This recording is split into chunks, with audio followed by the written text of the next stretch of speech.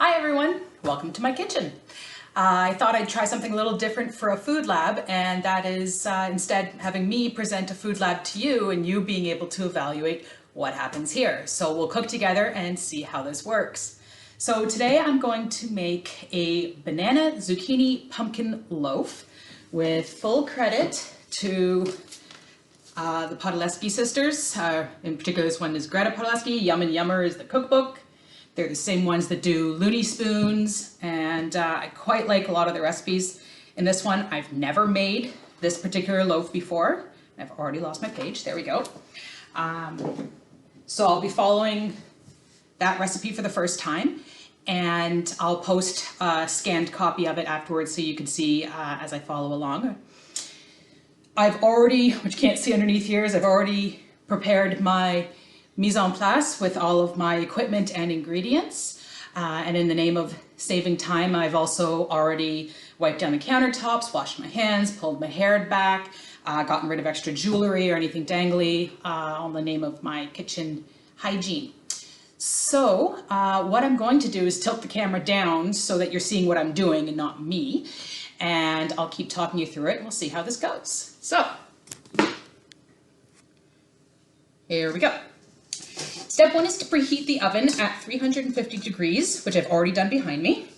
And then to spray a 9x5 pan loaf, and I actually specify not to use an 8x4, that it's too small, too dense, and won't cook properly. I don't know who owns multiple loaf pans, but it just so happens that mine is 9x5, so we're good to go. And I'm gonna lightly spray the sides here with my oil, just to prevent things from sticking. There we go. And set that aside. Then I have my bowl here. So first in the medium bowl, it tells me to whisk together flour. Now the recipe calls for 1 cup each of whole wheat and all-purpose, but as many of you know, because I talk about it endlessly, Charles is gluten-free, so I have 2 cups of straight up all-purpose gluten-free flour. And when you're trying to get that same chewy texture and softness to gluten-free flour, you also add an ingredient called xanthan gum. So I've got those 2 blended in here already. And so there's my 2 cups of flour. Flax meal, which is here. That's a 1/4 cup of ground flax seeds going in. Then we have baking powder, baking soda, cinnamon, and salt. In the name of saving some dishes, I just put those all in one bowl together so you can see the variety of ingredients that are there. All going in. There we go. And I'm going to whisk that together so that all of our dry ingredients are well blended. You could also use a sifter if you really want to make sure it's fine, but this is kind of an earthy recipe anyways, so not having that super light, fine feeling that you would want in a more delicate dessert, not a problem. Okay. So we're going to set that bowl aside, swap it out for a large one. And in here, we are going to whisk together 1 cup of super ripe bananas,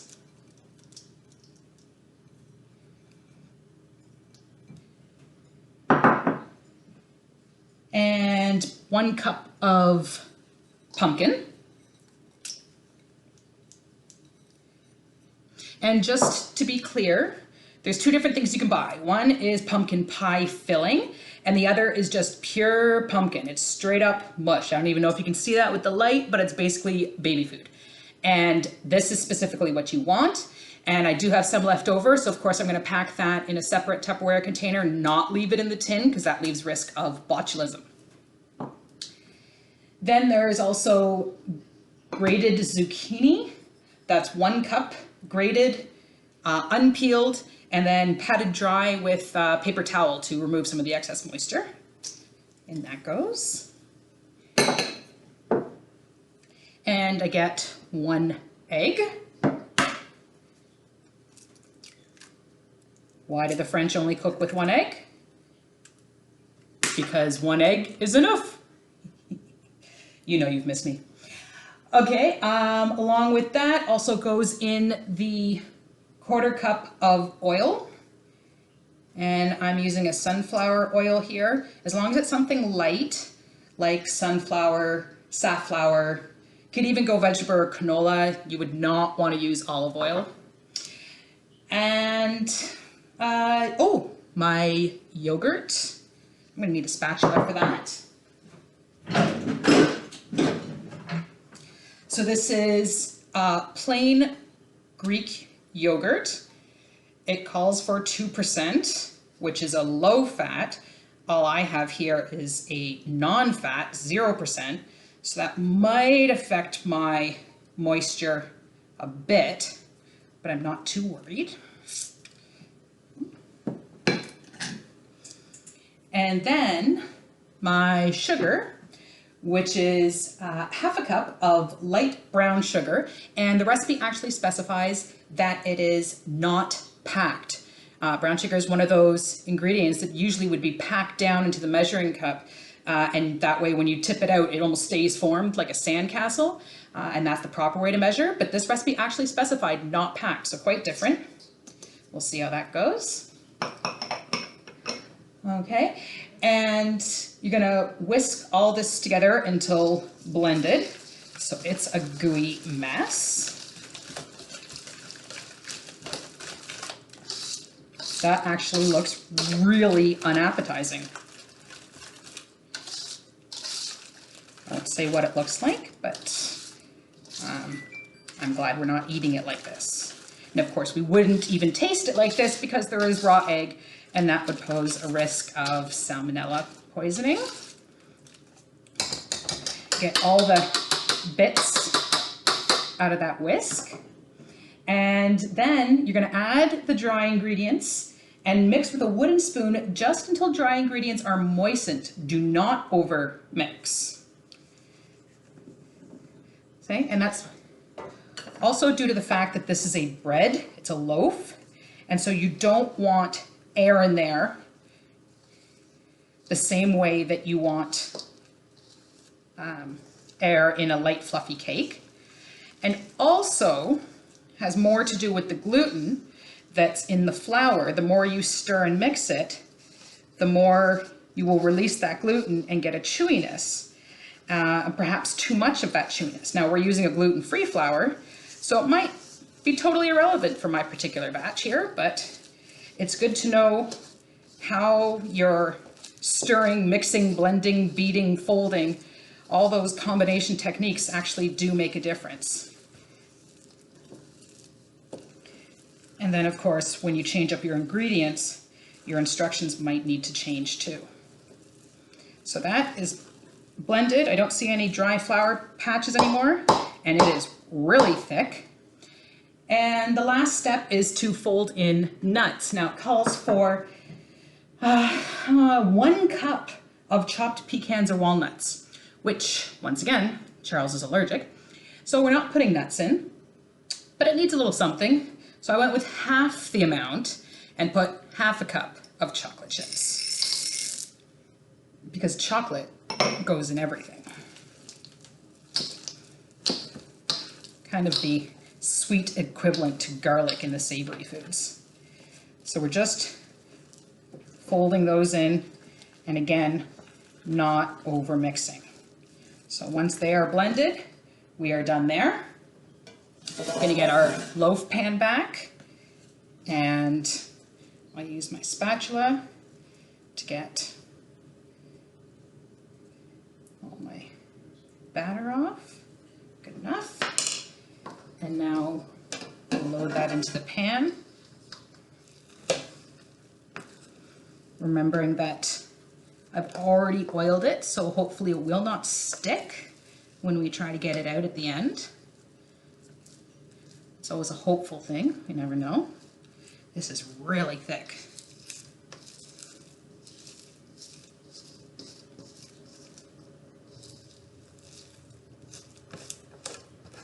Waste not, want not.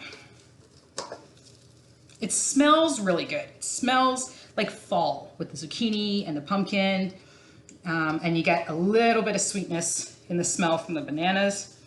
kind of overpowered by the earthiness, but I'll tell you, it smells a lot better than it looks at this point.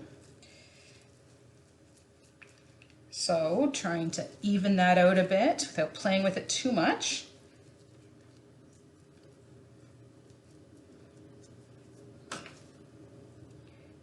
Extra batter off.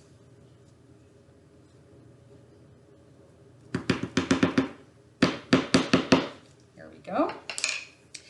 And so now we're going to bake it for 60 minutes or until a wooden toothpick inserted in the center of the loaf comes out clean, as you guys have all done in class.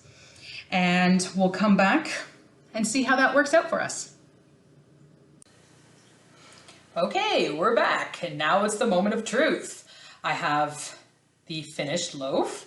Now this was done about an hour and a half ago, but I had another meeting online, and so it's had excessive time to sit and cool within its pan. And if you can see, it's kind of caved in. When it came out, it was a beautiful, round, crispy top, and it has since deflated. So it's obviously not going to affect the taste, but definitely aesthetically, it looked a lot better when it first came out. So we'll see what the texture is like inside. When I did take it out, I had my trivet to put it on. I had my oven mitts to take it out properly. I had the wooden stick to test it. I just used a bamboo skewer instead of a small toothpick to be able to get a little deeper. And it did have to go in an extra 5 minutes, worth noting. And I've used my rubber spatula just to kind of separate it from the edges in hopes of getting it out in one neat piece. And nothing seems to be sticking. So I'm hopeful we'll be able to get a nice loaf out of this. So now let's flip it and see.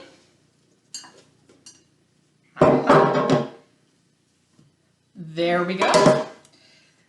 There's our zucchini banana pumpkin loaf.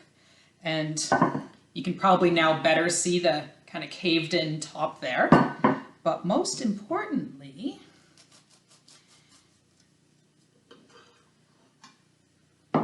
got a big air bubble on the end, so kind of sliced funny. I don't know how well you can see that, but the grated zucchini is still very visible. So if you're not somebody who likes zucchini or you're trying to hide it from other people, you might want to shred that a little finer or even put it through a food processor. But